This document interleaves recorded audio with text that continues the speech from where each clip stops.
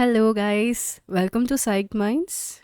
If you have not subscribed to the channel, do subscribe and hit the bell icon, as we all say. So, we are reading The Bell Jar by Sylvia Plath, Chapter 4.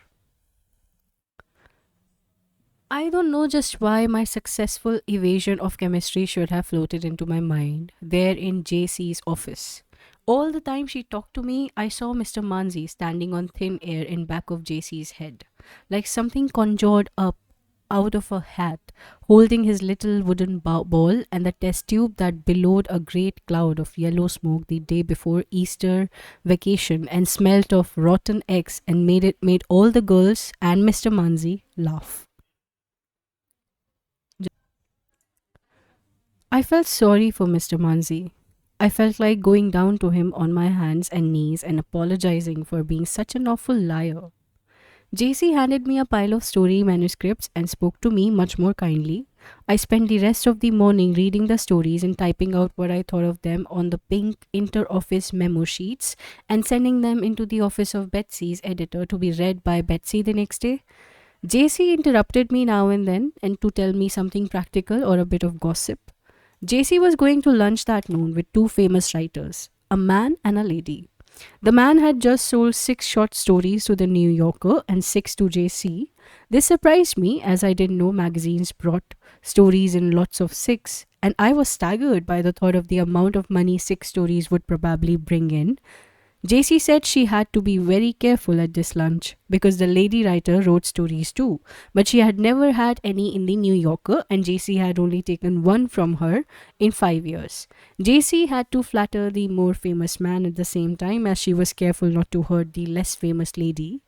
When the cherubs in JC's French wall clock waved their wings up and down and put their little gilt trumpets to their lips and pinged out 12 notes one after the other, JC told me I had done enough work for the day and to go off to the ladies' day tour and banquet and to the film premiere, and she would see me bright and early tomorrow.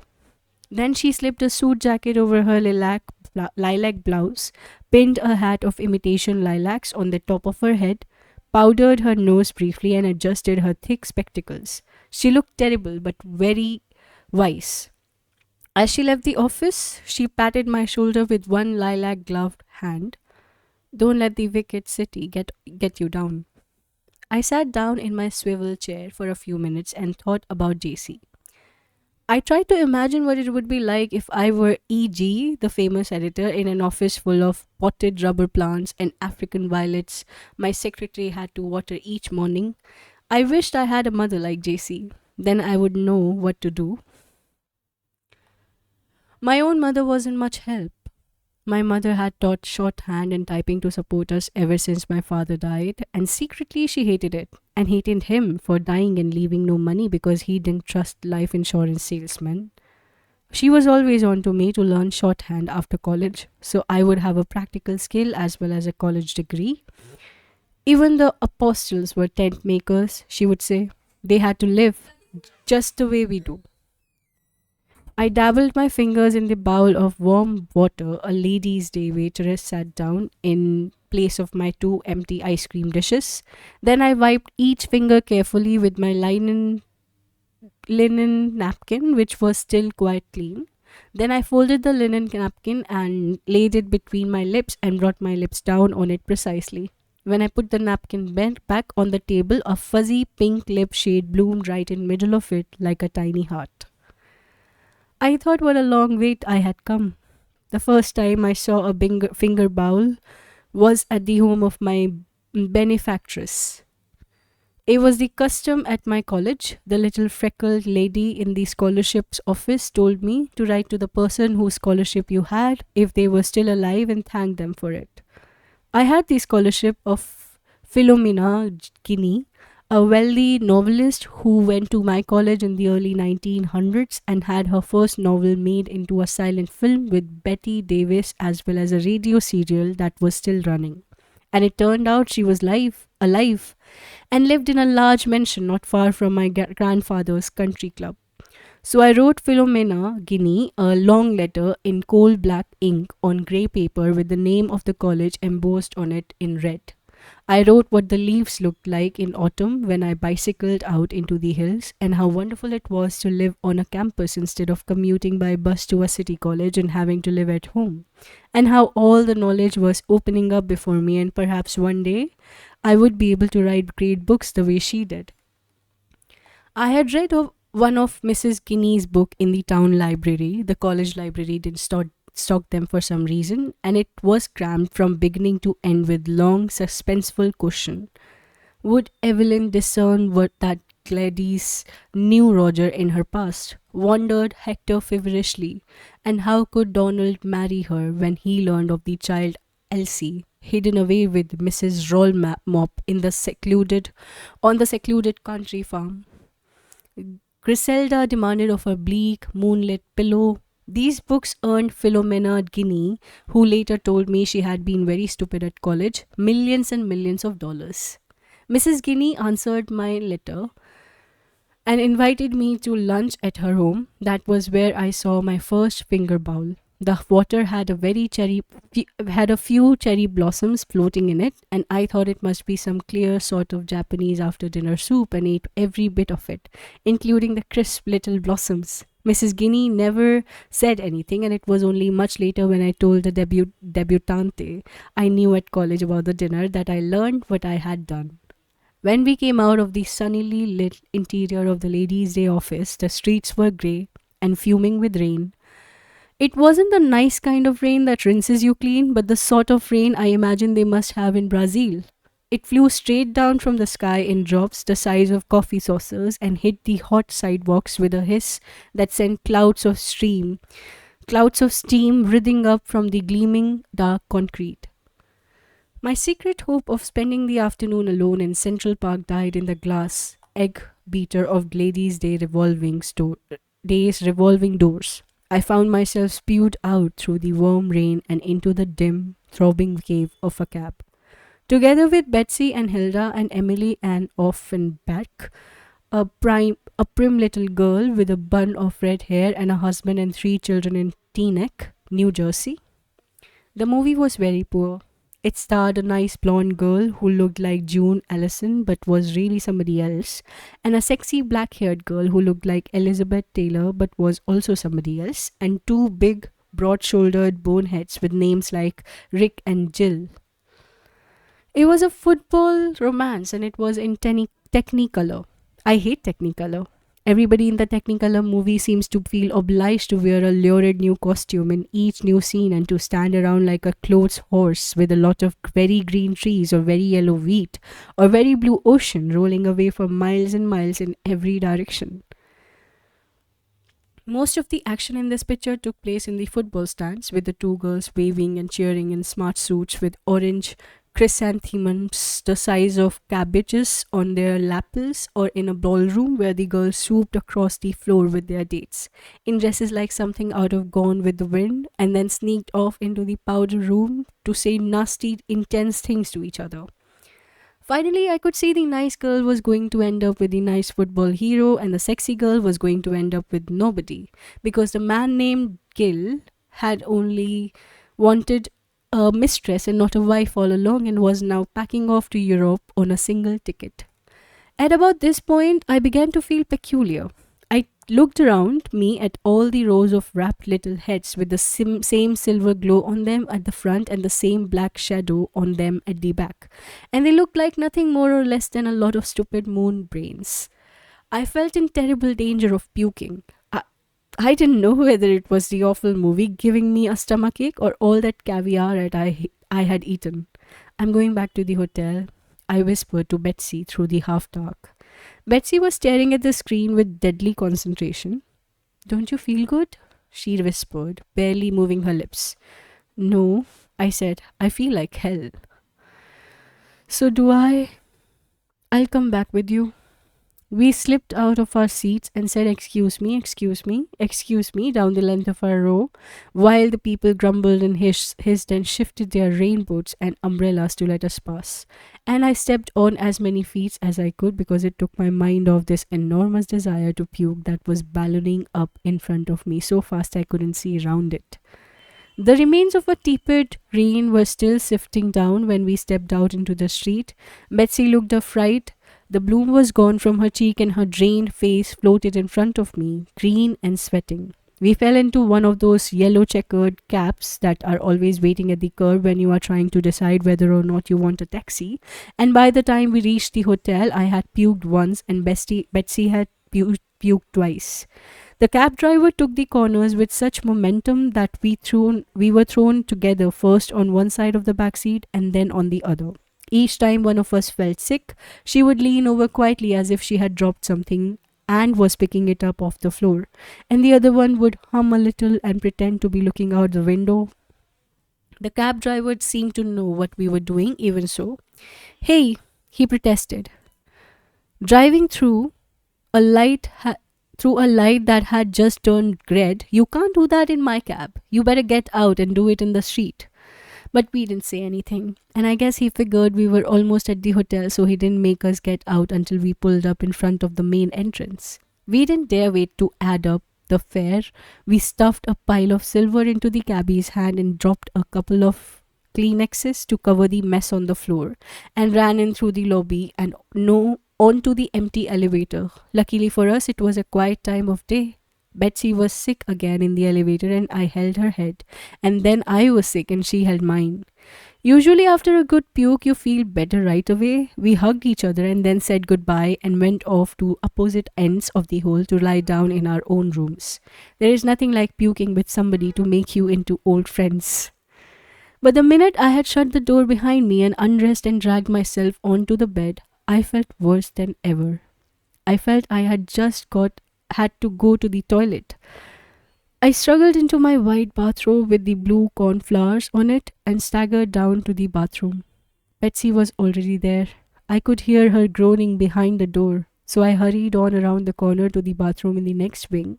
I thought I would die. It was so far. I sat on the toilet and leaned my head over the edge of the wash bowl, and I thought I was losing my guts and my dinner both.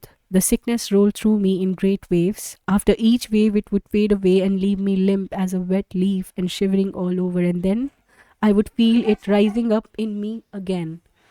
And the glittering white torture chambers tiles under my feet and over my head and on all four sides closed in and squeezed me to pieces. I don't know how long I kept at it. I let the cold water in the bowl go on running loudly with the stopper out, so anybody who came by would think I was washing my clothes. And then, when I felt reasonably safe, I stretched out on the floor and lay quite still. It didn't seem to be summer anymore. I could feel the winter shaking my bones and banging my teeth together, and the big white hotel towel I had dragged down with me lay under my head, numb as a snowdrift. I thought it very bad manners for anybody to pound on a bathroom door the way some person was pounding. They could just go around the corner and find another bathroom, the way I had done, and leave me in peace. But the person kept banking and pleading with me to let them in. And I thought I dimly recognized the voice. It sounded a bit like Emily Ann Offenbach. Just a minute, I said then. My words bungled out thick as molasses. I pulled myself together and slowly rose and flushed the toilet for the 10th time and slopped the bowl clean and rolled up the towel so the vomit stains didn't show very clearly and unlocked the door and stepped out into the hall. I knew it would be fatal if I looked at Emily Ann or anybody else, so I fixed my eyes glassily on a window that swam at the end of the hall and put one foot in front of the other. The next thing I had a view of was somebody's shoe. It was a stout shoe of cracked black leather and quite old, with the tiny air holes in a scalloped pattern over the toe and a dull polish, and it was pointed at me. It seemed to be placed on a hard green surface that was hurting my right cheekbone. I kept very still, waiting for a clue that would give me some notion of what to do. A little to the left of the shoe, I saw a vague heap of blue cornflowers on a white ground, and this made me want to cry. It was the sleeves of my own bathrobe I was looking at, and my left hand lay pale as a colt at the end of it. She's all right now. The voice came from a cool, rational region far above my head. For a minute, I didn't think there was anything strange about it, and then I thought it was strange. It was a man's voice. and no men were allowed to be in our hotel at any time of the day or night. How many others are there? The voice went on. I listened with interest. The floor seemed wonderfully solid. It was comforting to know I had fallen and could fall no further. 11, I think, a woman's voice answered. I figured she must belong to the black shoe. She must belong to the black shoe. I think there's 11 more of them, but one's missing, so there's 1E10. Well, you get this one to bed and I'll take care of the rest. I heard a hollow boom boom in my right ear that grew fainter and fainter. Then a door opened in the dance and in the distance, and there were voices and groans, and the door shut again. Two hands slid under my armpits, and the woman's voice said, "Come, come, lovey, we'll make it yet." And felt myself being half lifted, and slowly the doors began to move by one, until we came to an open door and went in. The sheet on my bed was folded back, and the woman helped me lie down and covered me up to the chin and rested for a minute in the bedside armchair, fanning herself with one plump, pink hand. She wore gilt-rimmed spectacles and a white nurse's cap. "Who are you?" I asked in a faint voice. "I am the hotel nurse." "What's the matter with me?" "Poisoned," she said briefly. "Poisoned, the whole lot of you. I never seen anything like it. Sick here, sick there. Whatever have you young ladies been stuffing yourself with? Is everybody else sick too?" I asked with some hope. "The whole of your lot," she affirmed with relish. "Sick as dogs and crying for ma." The room hovered around me with great gentleness, as if the chairs and the tables and the walls were withholding their weight out of sympathy for my sudden frailty. "The doctor's given you an injection," the nurse said from the doorway. "You'll sleep now." And the door took her place like a sheet of blank paper. And then a large sheet of paper took the place of the door, and I drifted towards it and smiled myself to sleep. Somebody was standing by my pillow with a white cup. "Drink this," they said. I shook my head. The pillow crackled like a wad of straw. "Drink this and you'll feel better." A thick white china cup was lowered under my nose. In the wan light that might have been evening and might have been dawn, I contemplated the clear amber liquid. Pats of butter floated on the surface, and a faint chickeny aroma fumed up to my nostrils. My eyes moved tentatively to the skirt behind the cup. "Betsy," I said. "Betsy, nothing. It's me." I raised my eyes then and saw Doreen's head silhouetted against the paling window. Her blonde hair lit at the tips from behind like a halo of gold. Her face was in shadow, so I couldn't make out her expression, but I felt a sort of expert tenderness flowing from the ends of her fingers. She might have been Betsy or my mother or a fern-scented nurse. I bent my head and took a sip of the broth. I thought my mouth must be made of sand. I took another sip and then another and another until the cup was empty. I felt purged and holy and ready for a new life. Doreen set the cup on the windowsill and lowered herself into the armchair. I noticed that she made no move to take out a cigarette, and as she was a chain smoker, this surprised me. "Well, you almost died," she said finally. "I guess it was all that caviar." "Caviar nothing. It was the crab meat. They did tests on it and it was chock full of ptomaine." I had a vision of the celestially white kitchens on ladies' day stretching into infinity. I saw avocado pear after avocado pear being stuffed with crab meat and mayonnaise and photographed under brilliant lights. I saw the delicate pink mottled claw meat poking seductively through its blankets of mayonnaise, and the bland yellow pear cup with its rims of alligator green cradling the whole mess. Poison. Who did tests? I thought the doctor might have pumped somebody's stomach and then analyzed what he found in his hotel laboratory. Those dodos on Ladies' Day, as soon as you all started keeling over like ninepins, somebody called into the office and the office called across to Ladies' Day, and they did test on everything left over from the big lunch. Huh? Huh? I echoed hollowly. It was good to have Doreen back. They sent presents, she added. They are in a big carton out in the hall. How did they get here so fast? Special express delivery? What do you think? They can't afford to have the lot of you running around saying you got poisoned at Ladies' Day. You could sue them for every penny they own if you just knew some smart lawmen. What are the presents? I began to feel it was if it was okay, it was a good enough present. I wouldn't mind about what happened because I felt so pure as a result. Nobody's opened the present yet. They're all out flat. I'm supposed to be carting soup into everybody, seeing as I'm the only one on my feet, but I brought you yours first. See what the present is, I begged. Then I remembered and said, I have a present for you as well. Doreen went out into the hall. I could hear her rustling around for a minute and then the sound of paper tearing. Finally, she came back carrying a thick book with a glossy cover and people's name printed all over it.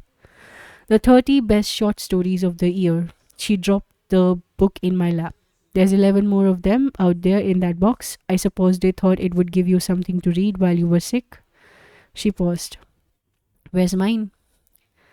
I fished in my pocketbook and handed Doreen the mirror with her name and the daisies on it. Doreen looked at me and I looked at her and we both burst out laughing. You can have my soup if you want, she said. They put 12 soups on the tray by mistake, and Lenny and I stuffed down so many hot dogs while we were waiting for the rain to stop, I couldn't eat another mouthful. Bring it in, I said. I'm starving. That brings us to the end of chapter 4. If there is any suggestions, recommendations, do reach out to me in the comment section. We will be reading the next chapter in the next recording.